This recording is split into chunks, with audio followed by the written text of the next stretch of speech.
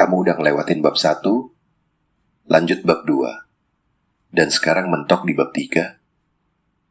Tenang, kamu gak sendiri. Bab 3 itu ibarat dapur dari skripsi. Disinilah semua teori jadi aksi. Tapi jangan panik. Kita bakal bahas pelan-pelan, langsung praktek, dan pakai contoh nyata. Jadi siapin kopi atau teh, karena 10 menit ini bakal jadi penentu kamu ngerjain bab 3 tanpa drama.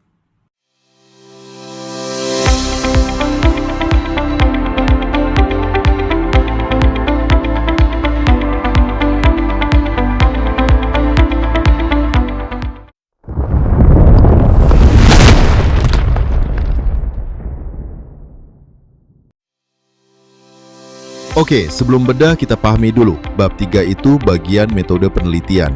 Jadi isinya tuh cara kamu meneliti, bukan cuma teori lagi. Ini kayak blueprintnya, rencana tempurnya. Bayangin kamu bikin vlog investigasi. Nah, bab 1 itu alasan kamu bikin vlog. Bab 2 itu referensi vlog orang lain. Bab 3 itu rencana syuting kamu. Kamera apa, wawancara siapa, kemana aja, pakai mic atau enggak. Baiklah, kita coba breakdown struktur bab 3 bagian per bagian plus contoh nyata, agar kamu semakin paham kalau bab 3 itu memang benar-benar seru dan jantungnya sebuah penelitian. 1. Pendekatan dan jenis penelitian. Ini awal banget. Lo harus milih pendekatan. Kualitatif kalau lo mau eksplorasi makna, kuantitatif kalau lo mau hitung hubungan variabel. Kadang mixed method, dua-duanya digabung. Contoh kualitatif. Gua teliti kenapa Gen Z suka oversharing di media sosial. Gua wawancara 5 orang, fokus ke kenapa dan gimana mereka ngerasa nyaman cerita. Contoh kuantitatif. Gua survei 100 mahasiswa tentang durasi TikTok dan dampaknya ke nilai akademik.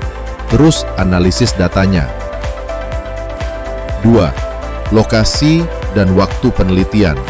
Tulis tempat dan kapan lo akan atau udah ngelakuin penelitian. Simple, tapi jangan asal. Harus nyambung sama objek penelitian. Contoh, penelitian dilakukan di Universitas XYZ pada bulan April dan April-Mei 2025.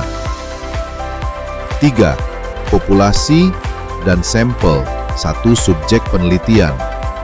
Kalau kuantitatif, lo ngomongin populasi dan sampel, pakai rumus Lovin-Krejci dan lain-lain. Kalau kualitatif, sebut informan atau subjek penelitian. Contoh kuantitatif, populasi adalah 500 mahasiswa aktif, sampel 100 responden, diambil dengan teknik random sampling. Contoh kualitatif, informan berjumlah 5 orang Gen Z aktif pengguna TikTok yang dipilih secara perpusif. 4. Teknik pengumpulan data. Ini bagian penting. Lo mau dapat data dari mana? Kualitatif, wawancara, observasi, dokumentasi. Kuantitatif, kuesioner, survei, skala Likert. Contoh kualitatif. Data diperoleh melalui wawancara mendalam dengan pertanyaan semi terstruktur. Contoh kuantitatif. Data dikumpulkan melalui kuesioner dengan skala 1-5. 5. Instrumen penelitian. Lu pakai alat apa buat ngumpulin data? Bisa panduan wawancara atau angket survei. Harus disusun, diuji validitas dan reliabilitasnya. Kuantitatif. 6. Teknik analisis data. Ini bagian yang paling bikin banyak orang mikir keras, padahal bisa simpel. Kualitatif. Data dianalisis melalui reduksi data, penyajian data, dan penarikan kesimpulan. Kuantitatif. Data dianalisis menggunakan statistik deskriptif dan inferensial, seperti UGT atau regresi. Tips. Tulis sesuai rumusan masalah kamu. Jangan asal copy-paste metode orang. 7. Uji validitas dan reliabilitas, kalau kuantitatif. Lo harus yakinin kalau data lo valid dan konsisten. Validitas. Uji Pearson, isi, Construct. Reliabilitas Cronbach Alpha. Contoh kalimat. Instrumen diuji validitasnya menggunakan korelasi Pearson dan reliabilitas menggunakan uji alpha Cronbach dengan nilai 0,8, reliable. Oke gengs, kita masuk ke bagian paling seru nih.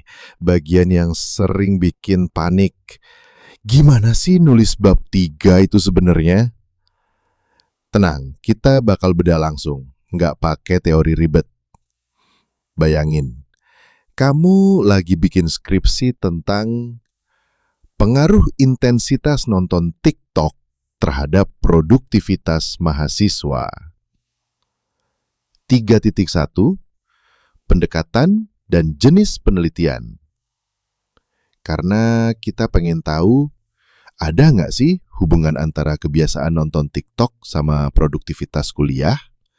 Maka pendekatan yang cocok adalah pendekatan kuantitatif. Dan jenis penelitiannya korelasional. Karena kita mau lihat hubungan antara dua variabel, nonton TikTok X dan produktivitas Y.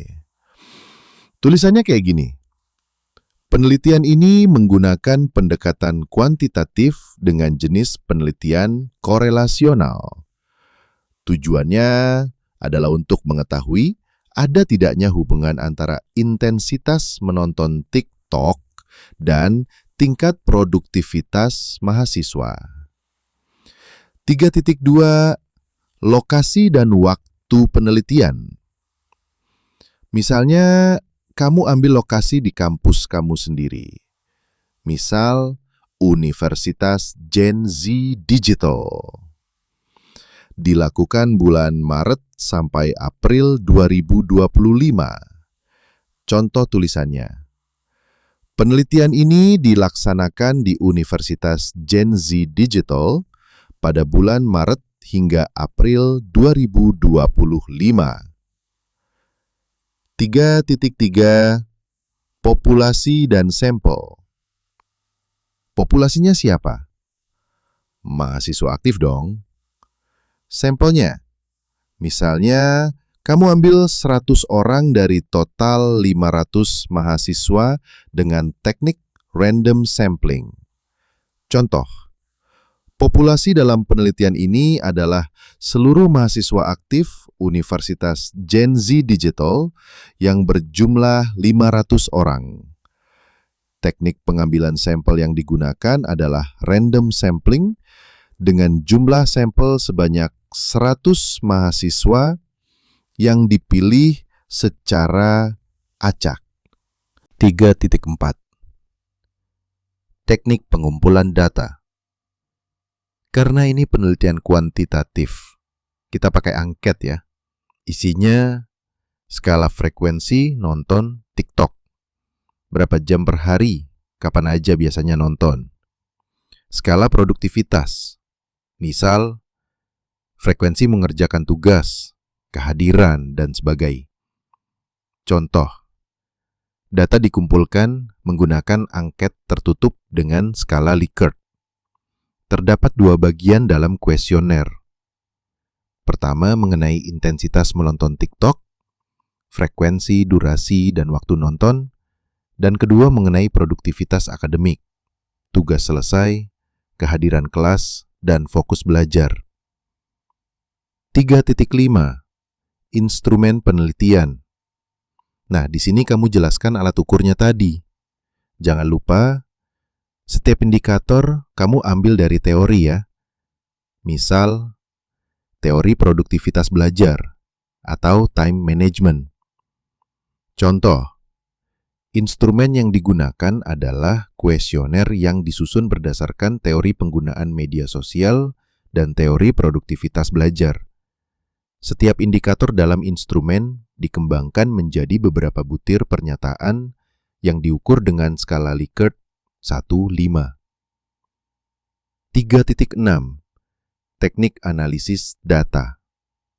Karena kita pengen tahu hubungan 2 variabel, kita pakai uji korelasi Pearson. kalau datanya normal. Kalau nggak normal, bisa pakai Spearman. Contoh, teknik analisis data yang digunakan adalah analisis korelasi Pearson Product Moment dengan bantuan software SPSS. Sebelumnya, dilakukan uji prasyarat analisis berupa uji normalitas dan linearitas.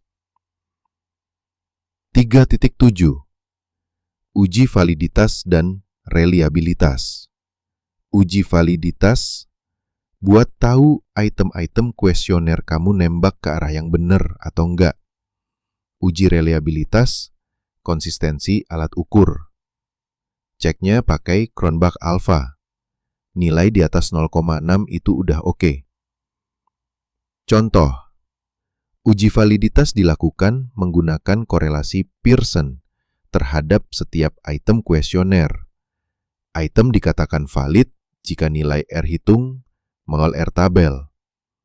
Uji reliabilitas dilakukan dengan alfa Cronbach, dan instrumen dikatakan reliable apabila nilai alfa nunggal 0,6.